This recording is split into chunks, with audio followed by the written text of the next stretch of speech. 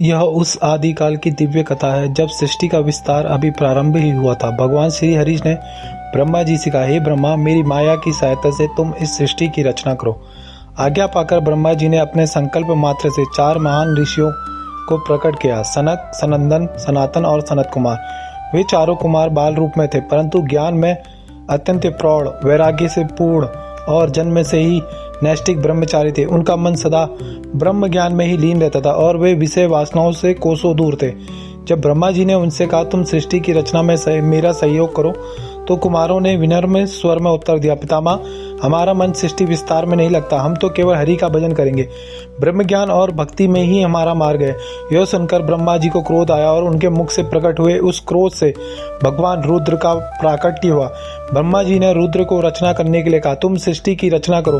परंतु जब भगवान रुद्र ने सृष्टि की रचना की तो उनसे भूत, प्रेत, पिशाच और गण उत्पन्न होने लगे, उग्र, विकराल और तामस प्रकृति के।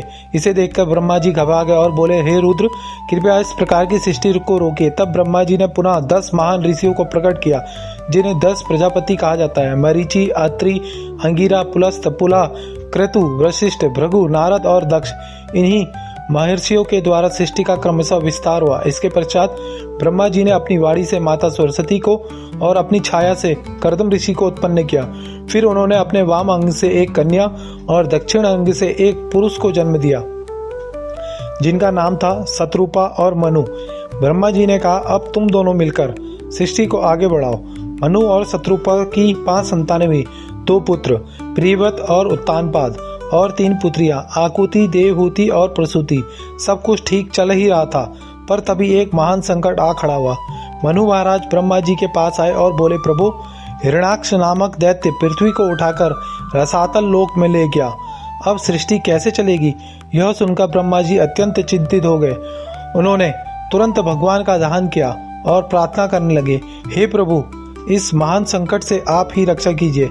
ध्यान करते करते अचानक ब्रह्मा जी को छींक आ गई और उसी क्षण उनकी नासिका से एक अद्भुत दिव्य रूप प्रकट हुआ, भगवान वराह। वो स्वयं भगवान वराह ही थे।